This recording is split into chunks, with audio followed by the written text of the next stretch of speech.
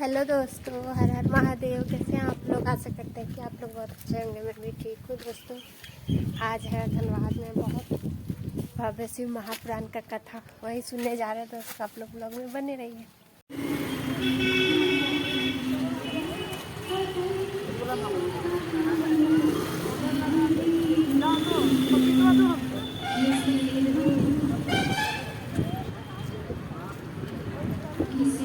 देख सकते हैं दोस्तों, आ गए कथा में हम लोग।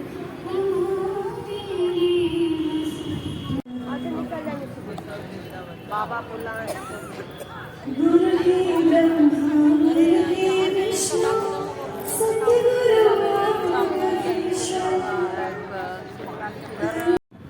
फाइनली दोस्तों कथा में आ गए हैं।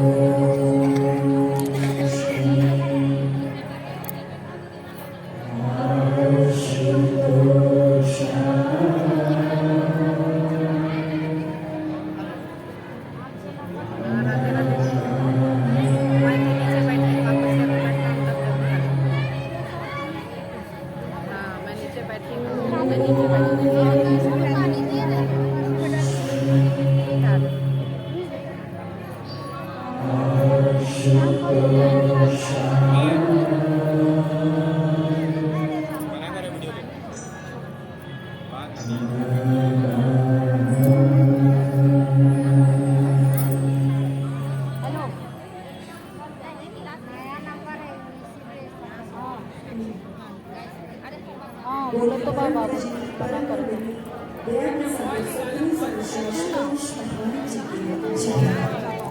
जय भोलेनाथ। उमापति महादेव जय।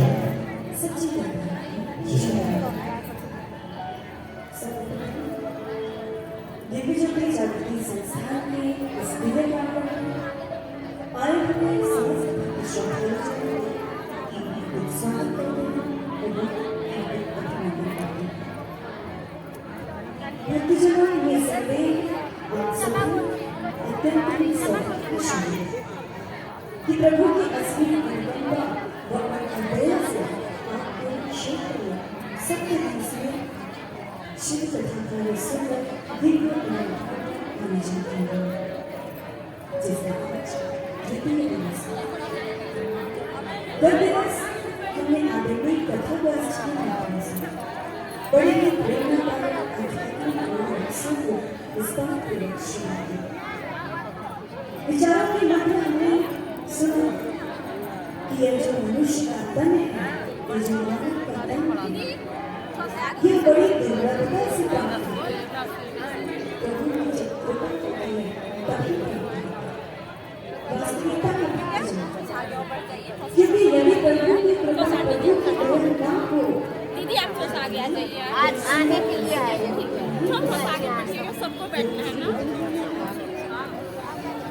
और जो मनुष्य इस सुंदर प्रभु की कृपा को, इस अवसर को समझ लेता है, समय के रहते रहते इस पल का जो उद्देश्य है इसे जान लेता है, समझ लेता है, वही वास्तव में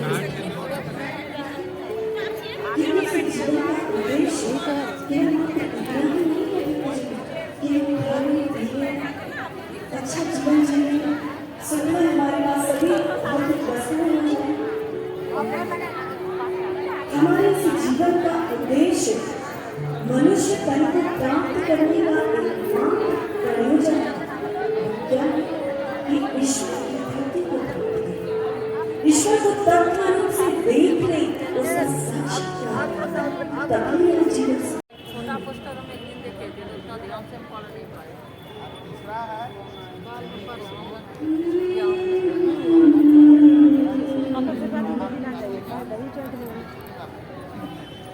ताजा फूल है, ये फिरेगा सामने, धक्का लगा फूट गया अच्छा। महापुरुषों ने बहुत सुंदर समझाकर कहते हैं कि मनुष्य का जीवन एक अच्छी खेती है, कच्चा है जिसकी यदि जरा से भी चोट लग जाए महापुरुषों ने कहा कि मनुष्य का जीवन भी ऐसा नहीं है कि कभी भी किसी भी क्षण से इसे अलग अलग उदाहरण देकर के इस बात को हमें समझाने का प्रयास है। किसी ने ऐसा सुंदर कहा कि मनुष्य तो क्या है?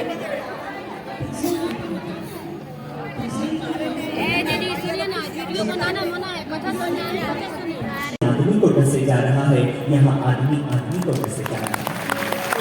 गिरगिट को भी रंग बदलते में कुछ समय लगता है, लेकिन मानव तो ऐसे रंग बदल लेता है अपने स्वार्थ के लिए। हम इतने स्वार्थी हो गए, हम इतने स्वार्थी हो गए, आज हमें मानवता की परवाह नहीं है। अगर आज समाज में कोई संकट आ जाए, जहां समाज, जहां विश्व हमारे त्याग की कामना करे, हम अपने घर का राशन पहले देखेंगे। मेरे बच्चे भूखे ना मरे, पड़ोसी के मर जाएं तो कोई बात नहीं, मुझे कोई फर्क नहीं पड़ता, मेरे घर के बच्चे ऊपर जाने चाहिए।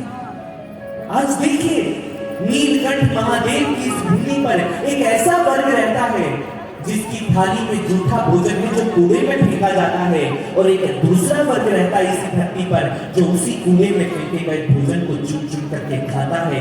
कहां गई हमारी दया? ये गरीबी, ये गुर्बत कैसे हुई? क्यों नहीं हमने बांटना सीखा? धर्म ने हमें प्रेम करना सिखाया था, धर्म ने हमें दया सिखाई थी। अगर हम वही नहीं कर पाए तो सचमुच धिक्कार है, हम पर धिक्कार है। जानते हैं महादेव का भक्त कैसा होता है? जिस समय भगवान शिव विष का पान कर रहे थे तो कुछ बूंदे धरती पर गिर गई। नंदी ने देखा तो नंदी भागे भागे आए और आकर के उन बूंदों को चाटने लग गए। देवताओं ने कहा, नंदी महाराज क्या कर रहे हैं? आप विष की बूंदे चाट रहे हैं। तो नंदी महाराज ने कहा, अगर सृष्टि के कल्याण के लिए मेरे भोलेनाथ विष का प्याला पी सकते हैं तो उनका शिष्य दो बूंदे नहीं चाट सकता क्या? मैं कर सकता हूं, इतना प्यार तो मैं कर सकता हूं। हम भी तो महादेव के भक्त हैं, क्यों नहीं हमारे अंदर दया आती? किसी का दुख देख करके, कोई व्यक्ति दुखी होता है, उसके दुख पर हंसना आता है हमें, लेकिन उसके दुख को कम नहीं करना आता। हमारा पड़ोसी तरक्की करे तो अपने दिल पर हाथ रख करके खुद आज पूछिए, कितने लोग हैं जो खुश होते हैं, अरे हमारा पड़ोसी है, तरक्की कर रहा है, हमारे हृदय पर ईर्ष्या के सब लोगने लग जाते हैं। और कभी पड़ोसी दुख में हो, हमारा दिल सुख की चैन लेता है, शुक्र है इसके जीवन में दुख आया। ये कैसे नीलकंठ के भक्त हैं? किसी शायर ने बड़ा सुंदर कहा, अब तो कोई धर्म ऐसा लाया जाए, अब तो कोई धर्म ऐसा लाया जाए कि आदमी को फिर से आदमी बनाया जाए। इंसान इंसान में हो रिश्ता ऐसा, मैं रहूं भूखा तो तुमसे बिना खाया जाए, मैं रहूं भूखा तो तुमसे बिना खाया जाए। ऐसी दया हमें होनी चाहिए। महादेव के भक्तों ने त्याग करना सीखा है। जब महामुनि वेद व्यास जी ने 18 पुराणों की रचना कर दी तो किसी ने उनसे पूछा, व्यास देव हे महामुनि वेदव्यास, अगर मैं आपसे 18 पुराणों का सार पूछूं 2 शब्दों में तो क्या कहेंगे आप? तो जानते उस समय वेदव्यास जी ने क्या कहा? अष्टादश पुराणेषु व्यासस्य वचनं द्वयं परोपकार पुण्याय पापाय परपीडनम। व्यास जी ने कहा, अगर तुम मुझसे 18 पुराणों का सार 2 शब्दों में पूछो तो परोपकार से बड़ा कोई पुण्य नहीं और दूसरों को कष्ट पहुंचाने से बड़ा कोई पाप नहीं। ये सबसे बड़ा पुण्य है दूसरों की सेवा करना। आज मानव की हालत जानना चाहते हैं कैसी हो गई है? मानव कितना स्वार्थी हो गया है। आपको एक सच्ची घटना बताते हैं। 1993 में 1993 में अफ्रीका के सूडान देश में एक भयंकर अकाल पड़ा। यह अकाल इतना भयंकर था कि लोगों को खाने के लिए एक अन्न का दाना नहीं मिल पा रहा था। उसी समय साउथ अफ्रीका के एक फोटो जर्नलिस्ट थे जिनका नाम था केविन कार्टर। वो वहां पर उस अकाल की भीषणता जानने के लिए फ्लाइट से वहां पर गए। तो जब वहां पर वो घूम रहे थे, उन्होंने एक दिल दहला देने वाला दृश्य देखा। उन्होंने देखा एक बच्ची है, छोटी सी बच्ची है, वो भूख से व्याकुल है और इतनी भूख से सूख चुकी है वो, उसके शरीर का पिंजर दिखाई दे रहा है और वो अपना पेट पकड़ के जमीन पर बैठी है। उसे खाने को कुछ चाहिए था और उसके साथ ही एक गिद्ध बैठा हुआ है जो उसके मरने का इंतजार कर रहा है कि कब ये मरे और कब मैं इसको भोजन बनाऊं अपना इसको। जैसे केविन कार्टर ने यह दृश्य देखा, उन्होंने झट से अपना कैमरा निकाला और इस दृश्य को अपने कैमरे में कैद कर लिया। अगले ही दिन उन्होंने प्रेस में ये फोटो दे दी। देखते ही देखते ये फोटो पूरे विश्व की अखबारों की सुर्खियों में आ गई, क्योंकि ये दृश्य बड़ा दारुण दृश्य था। रातों रात केविन कार्टर फेमस हो गए कि उन्होंने इस फोटो को खींचा था और उसी समय उन्हें पुलित्जर अवार्ड से सम्मानित किया गया इस फोटो के लिए। जब रातों रात केविन कार्टर स्टार बन गए तो उनकी टीवी चैनल्स पर इंटरव्यूज होने लगी।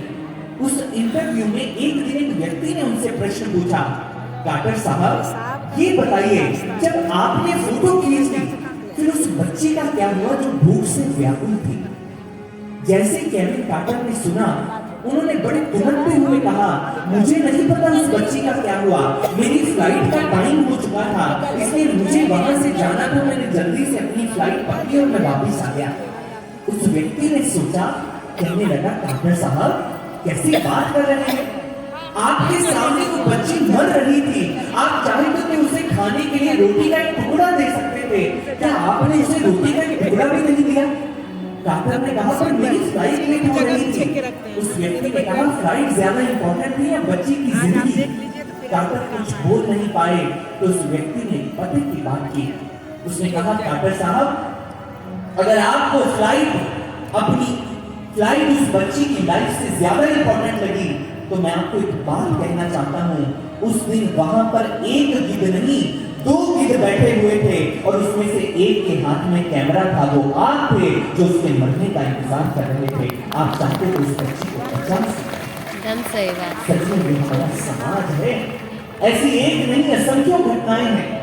सड़क पर किसी दुर्घटना में कोई जख्मी हो जाए, हम फोन निकाल करके रील्स बना लेते हैं, लेकिन उस व्यक्ति को बचाने का कोई साहस नहीं करता। ये मानवता कितनी लाचार हो गई है आज। ऐसे भक्त नहीं होते। महादेव के भक्त जानते हैं कैसे होते हैं? महर्षि दधीची जैसे भक्त, ऐसे भक्त जो समाज के कल्याण के लिए जीते जी अपनी अस्थियों तक का दान कर देते हैं। ऋषि दधीची ने जीवित थे, एक असुर के वध के लिए उनकी अस्थियों से वंश करना था। उन्होंने कहा, मेरे प्राण भी समाज के कल्याण के लिए है। जीते जी अपने प्राणों का त्याग किया, अपनी अस्थियां दान में दे दी। सज्जनों, ये महादेव के भक्त होते हैं। गुरुदेव सर श्री आशुतोष महाराज जी के पास में एक बार बैठे थे। हमने महाराज जी से पूछा, महाराज जी जो लोग मरणों उपरांत अंगदान करते हैं, क्या ये उचित है? क्या ये अंगदान करने चाहिए? महाराज जी ने कहा, बिल्कुल करने चाहिए, उचित है। लेकिन हमारी भारतीय संस्कृति जानते हो कितनी विराट है। यहाँ पर मरणोपरांत तो अंगदान करते ही हैं, लेकिन ऋषि दधीची जैसे भक्त जीते जी भी अपने अंगों का दान कर देते हैं। ये भारत की संस्कृति है भक्तजनों, ये भारत की संस्कृति है। ऐसे भक्त बने, महादेव के ऐसे भक्त बने। और इंसानों की तो बात छोड़िए, इंसानों को तो एक तरफ रखिए, आज हमने तो पशुओं को नहीं छोड़ा। अपनी जीभ के स्वाद के लिए हमने पशुओं तक को काट डालते हैं। एक तरफ तो महादेव के शिवालय में जाकर के सोमवार को शिवलिंग पर जल चढ़ाते हैं और अगले ही दिन प्लेट में पशुओं को काट करके स्वाद ले लेकर के खाते हैं। ये महादेव के भक्त की निशानी है?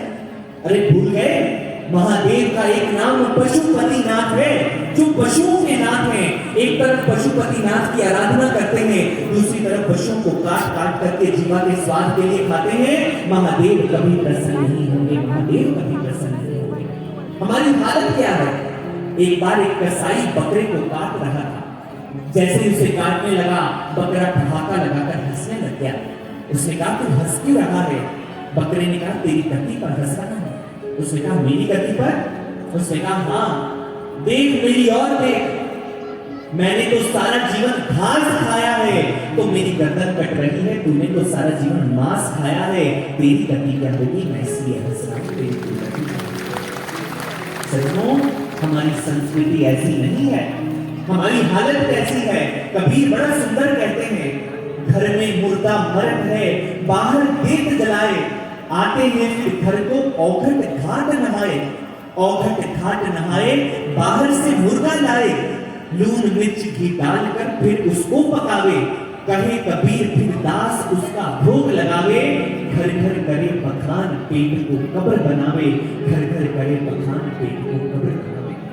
घर में किसी की मृत्यु हो जाए, हम बाहर जलाने जाते हैं, आकर स्नान करते हैं कि मुर्दे को छू लिया है, पवित्र हो गए हैं, पवित्र होते हैं आकर के। लेकिन नहा करके एक मुर्दे को शमशान में जलाया और एक मुर्दे को बाजार से खरीद कर लाए, उसे काटा, उसे जला करके तड़का लगा करके प्लेट में सजा करके चटकारे ले लेकर के खाते हैं। कबीर कहते हैं, पेट को तुम शमशान बना रहे हो, पेट को शमशान घाट बना रहे हो। हमारी शिव ने हमें नहीं सिखाया, हमारी संस्कृति ने ये नहीं सिखाया। भगवान कृष्ण गीता में कहते हैं, यो मां पश्यति सर्वत्र सर्वं च मयि पश्यति तस्यहं न प्रणश्यामि स च मयि न प्रणश्यति। जो मुझे सब में देखता है, सब जीवों में देखता है और मुझ में सब जीवों को देखता है, उसके लिए मैं कभी अदृश्य नहीं होता और वो मेरी नजरों से कभी दूर नहीं होता, वो सदा मेरी नजरों में रहता है, जो सब जीवों में मुझको देखता है। सज्जनों, श्री राम के भक्त हैं। श्री राम 14 वर्षों तक वनवास में रहे, लेकिन कहीं पर भी जिक्र आता है कि श्री राम ने मांस खाया? नहीं। 14 वर्षों तक खूंखारी वन में जिसका धाम था, मन मंदिर में बसने वाला शाकाहारी राम था। चाहते तो वो खा सकते थे मांस पशु के ढेरों में, लेकिन उनको स्वाद मिला शबरी के जूठे ढेरों में, लेकिन उनको स्वाद मिला शबरी के। श्री राम के सामने तो पशु थे, काट कर खा सकते थे, लेकिन उन्होंने अगर प्रेम से खाया तो जूठे ढेरों को खाया। श्री राम भी हमें सिखाते हैं, पशुओं से प्रेम करना सीखो, पशुओं को हृदय से लगाना सीखो। इसलिए अगर पशुपतिनाथ के भक्त हैं तो सज्जनों, आज से संकल्प लें। भगवान ने खाने के लिए बहुत कुछ बनाया हमारे लिए, बहुत कुछ है, उसको खाएं, पशुओं को ना खाएं। ये पशुपतिनाथ का जीवन हमें बता रहा है। भोलेनाथ के भक्त ऐसे होते हैं। इसलिए किसी ने बड़ा सुंदर कहा, माया में फंस करके ये पाप न कमाइए, माया में फंसकर यूं पाप कर्मों को न कमाइए। ये दुनिया तो गोरख धंधा है, सब जग माया में धंधा है, पर जिसने सबने शिव देखे नहीं, वो रूप बताना क्या जाने, जिसको जीवों से प्रेम नहीं, वो पशुपतिनाथ को क्या जाने, वो पशुपतिनाथ को क्या जाने। आए ऐसे ही भजन को भजन के माध्यम से चलाएं।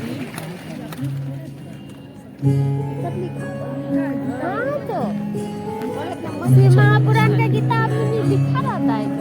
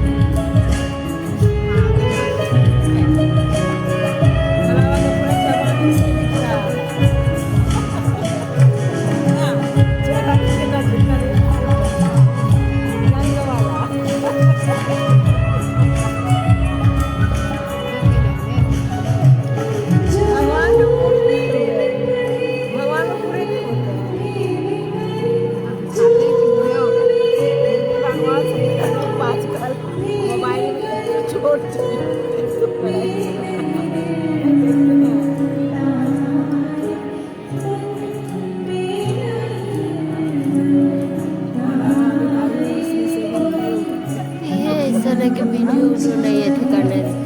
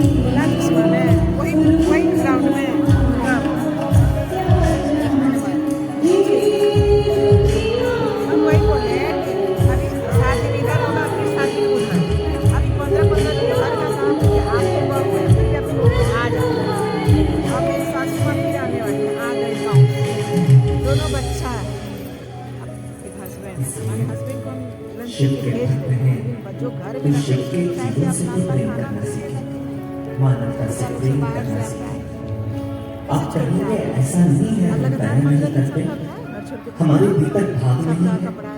कोई भिखारी हमारे सामने हाथ फैलाता है तो हम उसके हाथ पर भी पैसे रख ही देते हैं जितना हमारा सामर्थ्य होता है। भक्तजनों, आपको क्या लगता है, क्या ये दया है, ये परोपकार है? नहीं। मान लीजिए आपने एक भिखारी को दया व 100 रुपए दे दिए, वो घर में गया, उसने शाम को 100 रुपए की शराब पी ली, घर जाकर के उसने अपनी पत्नी को पीटा, बच्चों को मारा। उस पत्नी के मुख से क्या निकलेगा कि आज जिसने इसको पैसे दिए हैं उसके घर में भी ऐसे ही क्लेश हो, उसके घर में भी ऐसे ही दुख आए। आप तो पुण्य करके आए लेकिन आपको बदला मिल गई। क्या ये दान है, ये परोपकार है?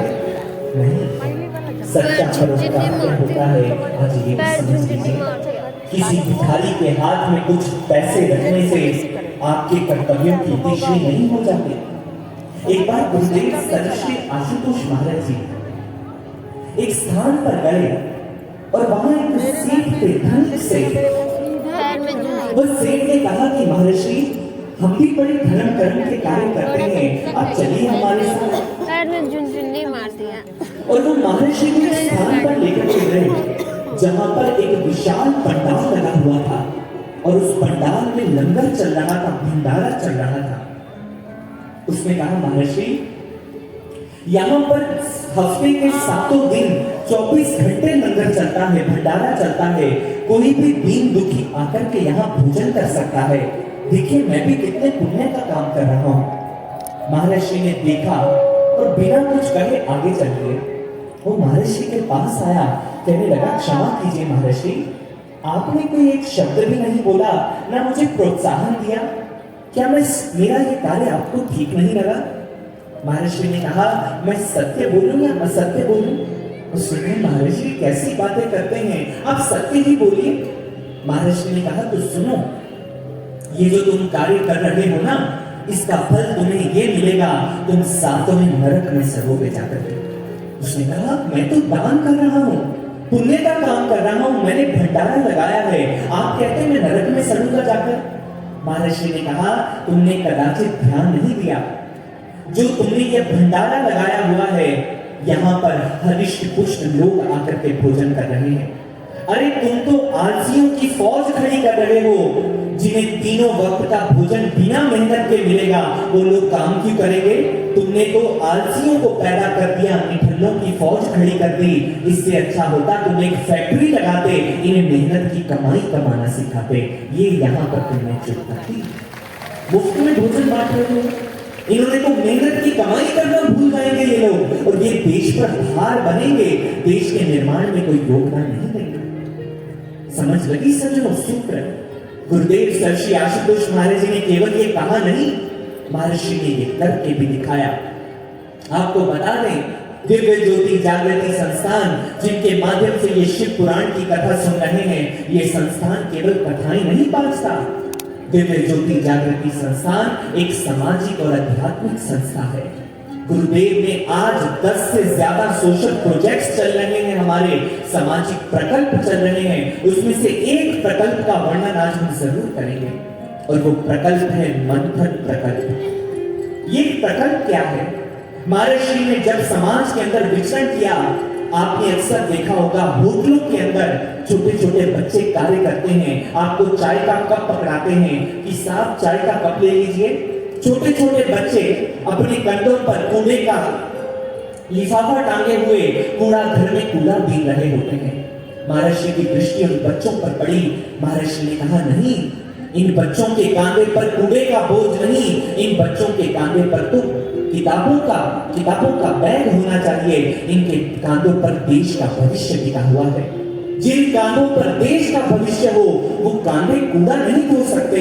इनके अंदर तो कल के नेता छिपे हैं, इन्हें पढ़ाओ जाकर के। और उसी समय महर्षि ने मंथन प्रकल्प के अंतर्गत संपूर्ण विकास केंद्रों के नाम से स्कूल खोले, और वहां पर उन बच्चों को निःशुल्क शिक्षा प्रदान करनी शुरू की। और आपको जानकर हर्ष होगा, बिहार और झारखंड, इन 2 राज्यों के अंदर हमारे 4 स्कूल चल रहे हैं, और पूरे भारत भर में सैकड़ों स्कूल चल रहे हैं, जहां पर आज ये बच्चे शिक्षा प्राप्त कर रहे हैं। और आज इन बच्चों में से बच्चे निकल करके कोई IIT की पढ़ाई कर रहा है, कोई डॉक्टरी की पढ़ाई कर रहा है।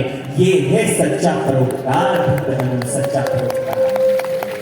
और वो बच्चे, हम कभी उनसे मिलने जाते हैं तो उन बच्चों की आंखों में आंसू आ जाते हैं। वो कहते हैं, हमारे जीवन में गुरुदेव सर श्री आशुतोष महाराज जी आ गए तो हमारा भविष्य बच गया, वरना हमारा भविष्य कूड़े के ढेर में दब जाता।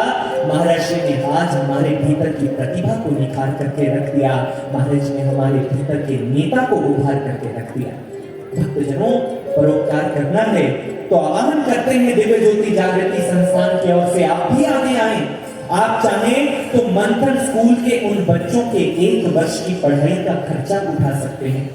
भोलेनाथ की कृपा से आपको बहुत कुछ अगर दिया है भोलेनाथ ने, तो आज परोपकार करने का समय है। उन बच्चों की किताबों का खर्चा उठा सकते हैं, उन बच्चों की यूनिफॉर्म का खर्चा उठा सकते हैं, उन बच्चों की स्टेशनरी का खर्चा उठा सकते हैं। जितना आपका सामर्थ्य है, आज हम व्यासपीठ की ओर से आपका आह्वान करते हैं, आइए उन बच्चों के भविष्य के लिए आगे बढ़े। यकीन मानिए, वो बच्चे जब कल को देश के नेता बनेंगे तो आपके लिए दुआएं देंगे, और वो दुआएं आपको भोलेनाथ के चरणों तक पहुंचा देंगी। ये सच्चा परोपकार होगा। आगे बढ़िए। इस प्रकार से भोलेनाथ ने आज ये नीलकंठ का स्वरूप धारण करके हमें बड़ी अद्भुत शिक्षा दी है कि जीवन में त्याग को अपनाएं, त्याग करना सीखें। इसी के साथ सूर्य महाराज ने यह नीलकंठ चरित्र सविस्तार शौनक आदि ऋषियों के समक्ष रखा। उसके उपरांत कोटि रुद्र संहिता के अंदर भगवान के 12 ज्योतिर्लिंगों का वर्णन आता है, लेकिन समय अभाव है, इसलिए हम हर ज्योतिर्लिंग की कथा नहीं रख सकते। लेकिन आज हम बाबा बैद्यनाथ की धरती पर बैठे हैं, तो हम विशेष रूप से आज बाबा बैद्यनाथ के प्रसंग को लेकर आपके समक्ष उपस्थित हुए हैं।